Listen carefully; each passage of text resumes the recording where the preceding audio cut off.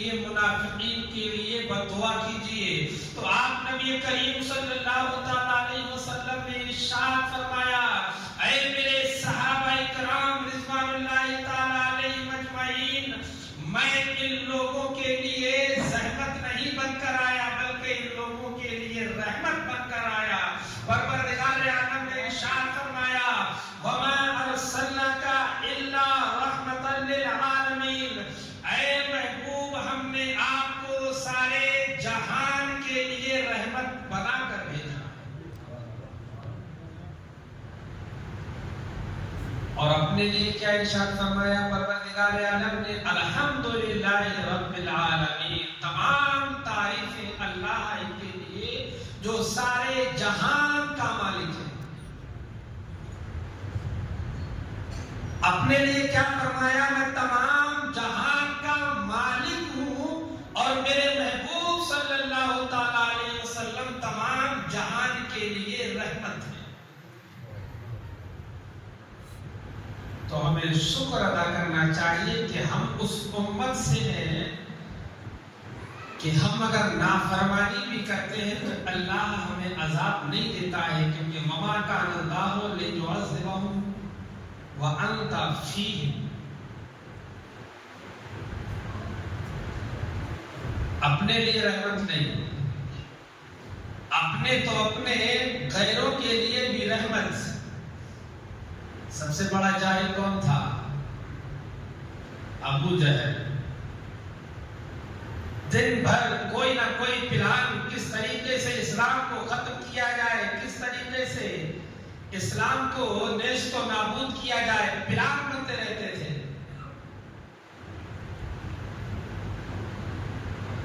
ایک دن ایک پلان بنایا، مشورہ کیا کہ راستے میں خندق کھودی جائے.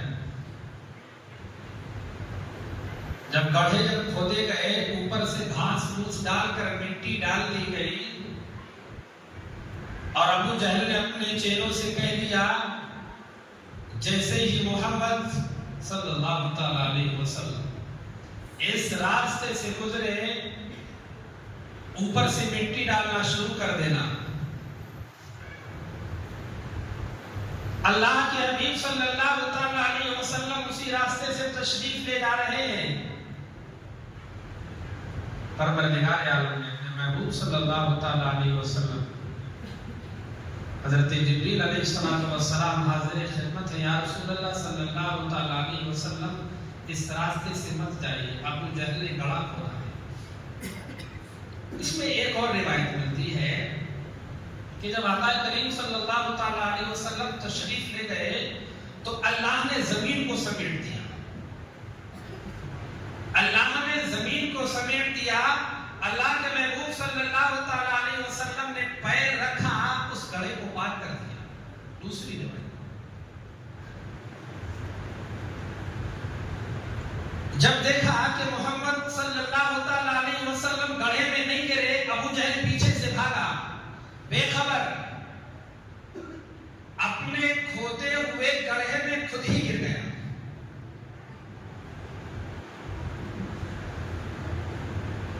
شاگرد کہنے لگے اے ابو جہل تم نے گڑھا کھودا تھا اللہ کے نبی کے لیے، تم اس میں خود گر گئے. کہا بات کرنے کا ٹائم نہیں ہے، جلدی سے نکالو. ہاتھ بڑھایا، گڑھا نیچے. کہا رسی لاؤ، رسی پھینکی گئی. جتنی نیچے رسی جاتی تھی گڑھا بھی اتنا نیچے ہوتا چلا جاتا. ابو جہل کہنے لگا اب مجھے اس گڑھے میں سے صرف محمد کے علاوہ کوئی نہیں نکال سکتا ہے، کوئی بھی نکالنے والا نہیں. کہا کیا کیا جائے؟ کہا محمد کو بلاؤ صلی اللہ تعالی علیہ وسلم. شاگرد پہنچتے ہیں، اب استاد کی بات تھی. کہا اے اللہ کے نبی، ابو جہل گڑھے میں گر گیا ہے اور رسی پھینکی جا چکی ہے. جتنی رسی پھینکی جاتی ہے اتنا ہی وہ گڑھا نیچے ہوا جاتا ہے. آپ کو بلایا ہے. آپ صلی اللہ تعالی علیہ وسلم تشریف لائے. اے ابو جہل کیا بات ہے؟ کہا مجھے یہاں سے نکالو. کہا پہلے یہ بتاؤ کلمہ پڑھ کر مسلمان ہو جاؤ گے؟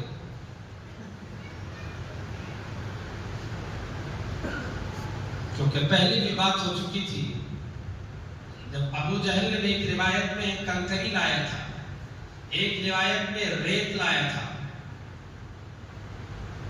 کہا محمد صلی اللہ تعالی علیہ وسلم میری مٹھی میں کیا ہے آپ کو معلوم ہے؟ کہتے ہو میں غیب کا علم، غیب کا علم. کہا تمہاری مٹھی میں؟ سوال کیا تھا؟ بتاؤ میری مٹھی میں کیا ہے، میری مٹھی میں کیا ہے؟ تو آپ صلی اللہ تعالی علیہ وسلم نے ارشاد فرمایا میں بتاؤں تمہاری مٹھی میں کیا ہے یا تمہاری مٹھی میں جو چیز ہے وہ بتائے میں کون؟ سوال بدل گیا، چین بڑھ. کہا یہ تو اور بڑی بات ہو جائے گی. ہو سکتا ہے میں نے کوئی چیز راستے میں اٹھائی ہو، کسی نے دیکھ لی ہو، ٹھیک ہے آپ اس کو بتا سکتے ہیں. کہا یہ تو سوال اور کٹھن ہو گیا ہے. کہا ذرا اپنی مٹھی کو اپنے کان کے پاس لے جاؤ. کان کے پاس ابو جہل نے جیسے ہی مٹھی کی ہے آواز آتی ہے اشہد ان لا الہ الا اللہ و اشہد ان محمد عبدہ و رسولہ. کنکری پھینک کر بھاگا. کہا محمد تم تو بڑے جادوگر. تو بات چل رہی تھی اے ابو جہل کلمہ پڑھ کر مسلمان ہو جاؤ. کہا ٹھیک ہے پہلے اس گڑھے سے نکالو. گڑھے سے نکالا، ہاتھوں سے نکال لیا. جہاں رسی کام نہیں آ رہی تھی وہاں اللہ کے حبیب صلی اللہ تعالی علیہ وسلم نے اپنا ہاتھ بڑھایا اور ابو جہل کو نکال لیا. تو برادران ملت اسلامیہ اللہ کے حبیب صلی اللہ تعالی علیہ وسلم نے اپنے محبوب پاک صاحب الاولاد صلی اللہ تعالی علیہ وسلم کو سارے جہان کے لیے رحمت بنا کر بھیجا اور قرآن کو نازل کیا. اور قرآن میں کیا فرمایا؟ وَبِالْوَالِدَيْنِ احسانا، اپنے والدین کے ساتھ احسان سلوک کرو. اور ہمیں اسے پڑھنے کے لیے علم کی ضرورت ہے.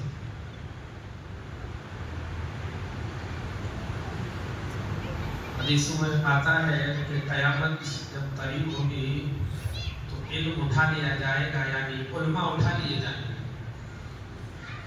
آج ہمارا حال بد سے بدتر ہوتا ہوا چلا جا رہا ہے. ابھی 2 دن پہلے ہی کی خبر ہے کہ سب سے بڑا ادارہ اعظم گڑھ میں آتا ہے گھوسی. عالمیت کی پڑھائی ہوتی ہے. یہاں کی حکومت نے 67 بچوں کو یہاں سے جو نیپال سے جو پڑھنے آئے تھے، جو عالم بننے کے لیے آئے تھے، ان کو انڈیا سے نکالا گیا ہے. 67 عالم. ایک تو حکومت کی مار ہمارے اوپر ہے اور علماء ہمارے 40 50 60 یہ عمر میں ہی برادران ملت اسلامیہ قیامت جب قریب ہوگی تو اسی طریقے سے علم اٹھ جائے گا، علماء اٹھا لیے جائیں گے. حکومت تو ذمہ دار ہے ہی ہماری.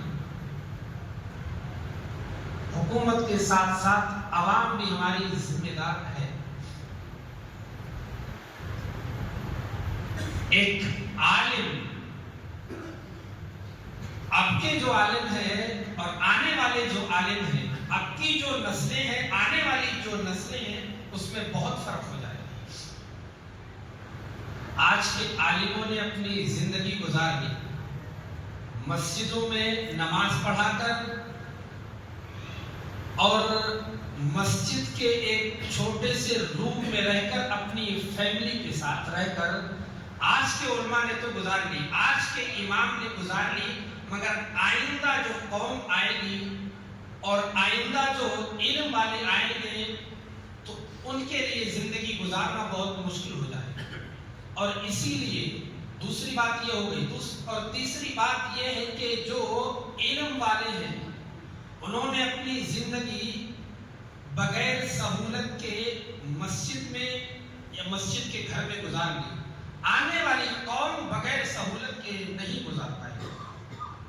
آنے والا امام کا بچہ بغیر سہولت کے نہیں لے سکتا ہے. اسی لیے اگزامپل آپ کے سامنے ہے. آج ایک عالم کے اگر 4 بچے بھی ہیں تو 90% وہ امام مسجد کا عالم بنانا نہیں سوچتا ہے. اس کو معلوم ہے میں نے اپنی پوری زندگی کس طریقے سے گزاری ہے. آنے والے میرے بچے، اور ایک باپ ایک ایسی چیز ہے، باپ ایک ایسی چیز ہے، پڑوسی کے لیے کیا کہے گا؟ برباد ہو جائے، تباہ ہو جائے. مگر باپ ایک ایسی ہستی ہے کہ اپنے بچے کے لیے اپنے سے اچھا سوچتی ہے. اس کے لیے اپنے بیٹے کے لیے، اپنی اولاد کے لیے جو باپ ہے وہ اچھا ہی سوچتی ہے. تو اس کو معلوم ہے کہ میری زندگی کس طریقے سے گزری ہے. آنے والی آج کے دور میں الحمدللہ عالم کی عزت کرنے والے، امام کی عزت کرنے والے ہیں. مگر ابو جہل تو اس دور میں بھی تھے، تو آج کے دور میں کہنا کوئی بڑی بات نہیں. تو اس طریقے سے کیا ہوگا کہ علم اٹھتا ہوا چلا جا رہا ہے. قیامت قریب ہے. اس کی ہمارے جو ملک میں ہے، وہ ملک میں جو بڑے بڑے عہدوں پر بیٹھے ہوئے ہیں، کس طریقے سے دیکھیے کہ 67 عالموں کو انڈیا سے نکالا گیا ہے. کہاں کے ہیں؟ وہ نیپال کے رہنے والے ہیں. جبکہ نیپال اور انڈیا کے اچھے تعلقات ہیں. اچھے تعلقات ہونے کے بجائے ٹارگٹ کس کو کیا گیا ہے؟ علم والوں کو کیا گیا ہے. اب ان کے لیے کوئی بھی درسگاہ نیپال میں ایسی نہیں ہے جو اپنی پڑھائی کو کنٹینیو کر سکے. نیپال میں ایسی جگہ نہیں ہے جہاں اتنے بڑے استاد نہیں ہیں جو اپنی پڑھائی کو کنٹینیو کر سکے. تو یہاں بھی اسی طریقے سے علم جب اٹھ جائے گا، قیامت قریب ہوگی، تو علماء کو اٹھا لیا جائے گا، چاہے ملک کی حکومت کے ذریعے ہو، چاہے عوام کے ذریعے ہو.